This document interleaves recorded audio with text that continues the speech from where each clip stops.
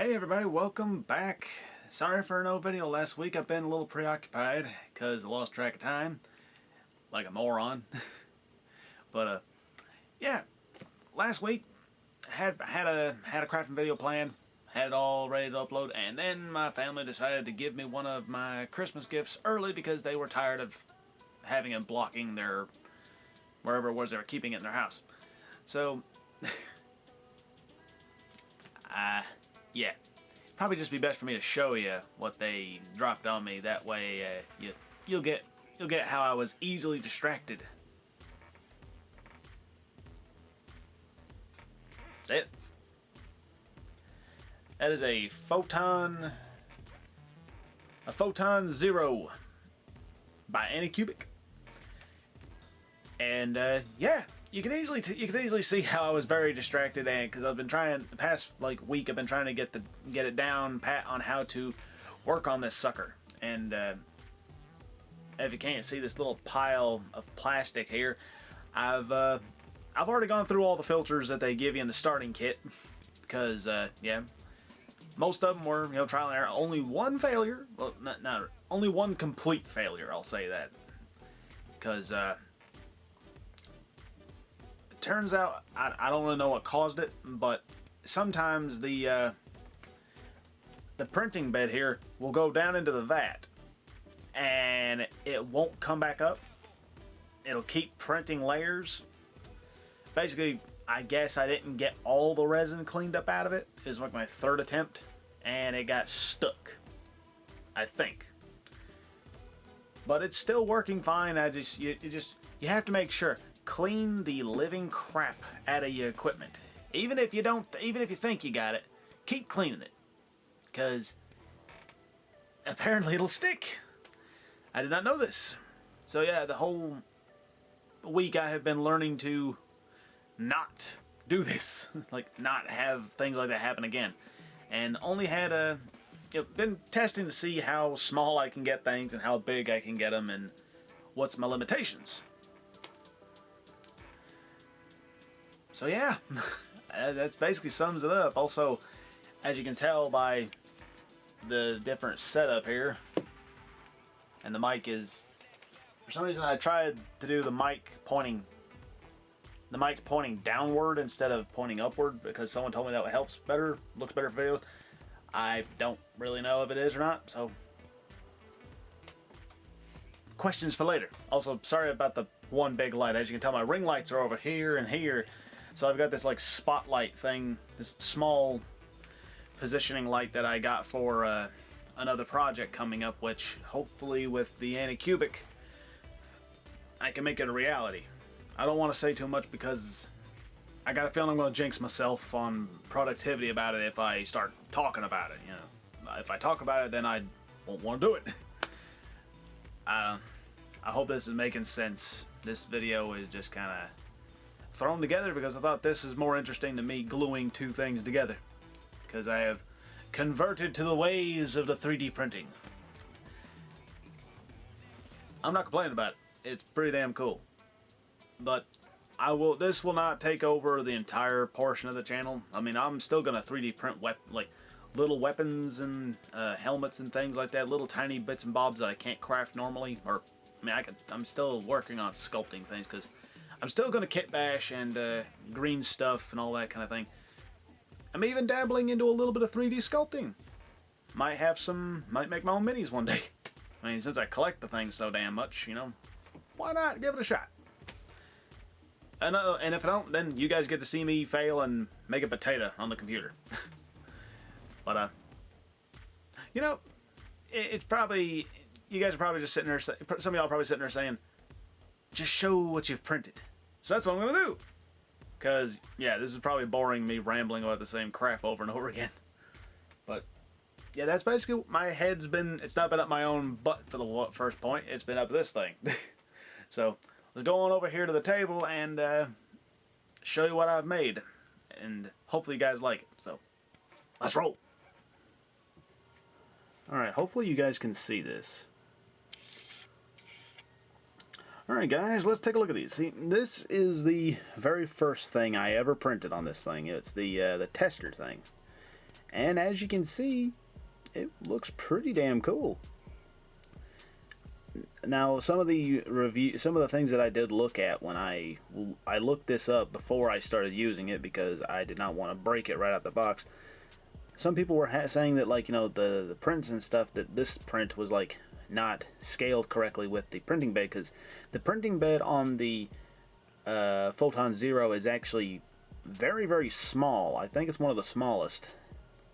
So one of these points in the corner here didn't quite, it was like leaning over like the printing, just slightly over the printer limit, so it wasn't getting finished. But as you can see, they didn't have that problem with this, so maybe they've fixed some of the bugs in the time that I've got mine.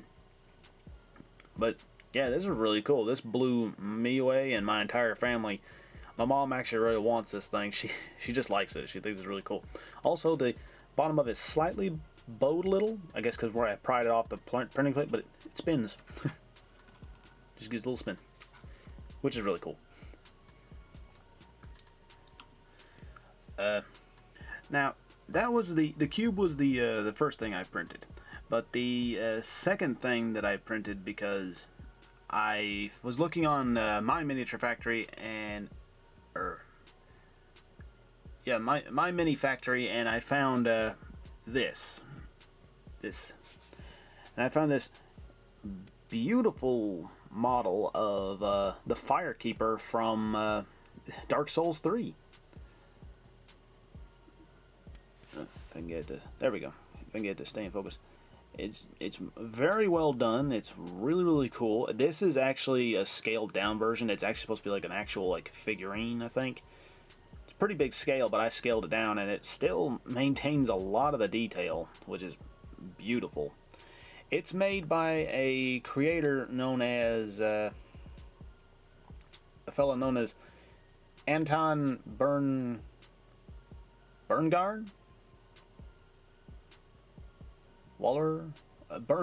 Berngard Waller. I cannot pronounce his name. I'm very sorry, but buddy, if you Anton, if you watch this and I get your name wrong, which I most likely did, I'm very sorry about that, buddy. But hopefully this video gets you a few more people looking at your stuff. Like the dude made this. I think he made it for as a little add-in for the Dark Souls board game, and he was kind enough to put it on My Mini Factory for free. It's a free download, and as you can see, it's amazing. It's really well done, beautiful, and I have attempted this figure several times because I wanted to get it the right size to use in my games. See, that's the first time I did it. And as you can see, it's a little too big, just a bit. It's bigger than my Goliaths and my Furbolgs. And here's the second one, which is basically the size of my children miniatures and some of the hobbits and some of the halflings I got. But third time's the charm, because this one is the most usable for the. This is the one I did just last night. It's because I wanted one more attempt at it, and this one is I think the winner. There's a few teeny tiny sprue bits left on this that I didn't quite get. You can see them under the fabric of her arms, and the fabric above her arms and her forearms. I didn't want like the printing to fail. Oh, I missed them there too, but they're tiny. They'll come off easily. Also, I like how it does a little stepping thing. That's really cool. This mini is very easy to support. It's actually it's very easy to support. Now, it may not even need supports if I don't know, but I added supports just in case, because I didn't want it to fail, because it's one of my favorite things I've found so far. I'll put a link in the description which will take you to the page where I got this, so that in case you guys want to give it a download and show this dude some love, because as you can see, he makes this stuff, and once you see the other stuff that he's made, it's great. He's also got I believe he's also got an Instagram and things like that. It'll be all linked in his stuff on his page in My Mini Factory. But yeah, go check this out because this is great. I'm gonna be using her as like a priestess in my games because I love it. I think there's a little bit of just a little bit of uncured resin that cured under my lamp the lighting. But once you paint it, you're not gonna be able to tell that sort of stuff. And the tiny one and the bigger one, I'm gonna give those away to a few people because I think they love Dark Souls, but they don't have a Firekeeper for their collection, so gonna surprise them. My one of my other attempts where the tiny Firekeeper came from, I decided to try to see just how many figures, if I could, when I experimented with the scaling, how many figures I could print at one time. And the magic number turned out to be 6, but they didn't quite. This is where I learned that where I thought my supports were good. Well, they were mostly good, but then they were not exactly. They didn't quite work. The Firekeeper came out fine, but the rest of them have missing bits, and a lot of what they call pancaking happened. Basically, parts of them should have printed but didn't print. And one of them is, I'm pretty sure you all know, a lot of you 3D printers and mini collectors, y'all know this half Orc Lady right here. And as you can see, it looks relatively fine. It's like, oh, it looks normal, and then you get to the back, and this arm right here flattened. Yep. Now this came off of Thingiverse, I think. Nice butt shot. Anyway, as you can tell, it pancaked pretty bad on the arm, but the rest of it came out pretty damn good. Everything else is really great. The axe, everything. Even the base, little skulls. But yeah, that was these all the ones I'm about to show you, they all came out too small. They'd be perfect for like scale with what do you call them? Caesar miniatures. Like they'd fit along with that, or maybe like if you wanted to just have a bunch of tiny adventurers running around. Then we got this fella right here. Head's a little big, but he's still pretty cool. I love a lot of the sculpts on these. Right through here, it really did it, and right back here, it really got it there. Funny enough, his feet were actually already like that, so I don't know. And that right there was hanging off the printing bed. And I didn't realize it because I did all the supports and stuff in Chichu box. I don't know how to pronounce that, but I did all the supports in those, and it came out. The supports were pretty easy to add, but like a moron, I saved it all as one file and yada yada because and they were too widely spread out, so that hung off the printing bed, and I didn't realize it, so it just didn't print. But it was pretty cool. It looked like it broke off in combat or something. Other than the pancaking was a bit bad because I thought I'd done all the supports, but apparently I missed a few places. The supports just weren't strong enough, so I had to double take on that. So lay him over there. This one right here, I was really sad that he didn't print out. Like, he printed out pretty much perfectly, and he's supposed to have like another arm like this. He's got like a whole rogue thing. I re-supported this guy, but I ran out of filter, so I can't exactly print him just yet. And I love it. This thing, he is like epic. He is really, really cool. But I still got the little. This right here is what his arm was. So when he came out of the printing bed, he had like a piece of tissue paper for an arm, as if he was, just emerging from the ooze or something. It was pretty silly, but yeah. This figure right here was actually almost a success, but the front loincloth and a few things on her broke off, and the mace. My light just died. Anyway, the mace right here came out just a little thin, so the supports weren't strong enough there either. Yeah, basically I printed one Firekeeper and like 5 orcs because I love orcs. And this is the last one right here. And this fella right here is really, really cool. Let me see if I can turn that light back on. Let's see if it's got enough battery power. Ah, there we go. It still has enough battery power. Let's see if I can kick it up a little bit. There we go. I didn't know, though, that light turned off on its own. Cool. Battery saver. Awesome. This and I really like, because he's very World of Warcraft, but, yeah. Little thin there. His loincloth didn't quite print out. Skulls didn't fully print out. And the back didn't fully print out. Yeah. Of course, the bottom of his arms didn't. They flattened just a little bit. But I managed to make another one of this guy and make him at a better size. This file was very teeny tiny. And then I made him bigger. And now you can see he's just a big old beefcake of an orc. He is ready to roll. There are still some tiny like supports left, but I left those because I didn't want to just start hacking away and break some of these really cool details off this fella. The only thing, like, there was a few tiny parts of him that didn't print, but they're barely noticeable. Like that middle skull again didn't print, but you know, I'm gonna add a little something there and make it like a little potion bottle there instead. His the back of his loincloth there, it did print, but it was printed in this choppy kind of pattern. So like it connects. Wait, hold on a second. Okay, there we go.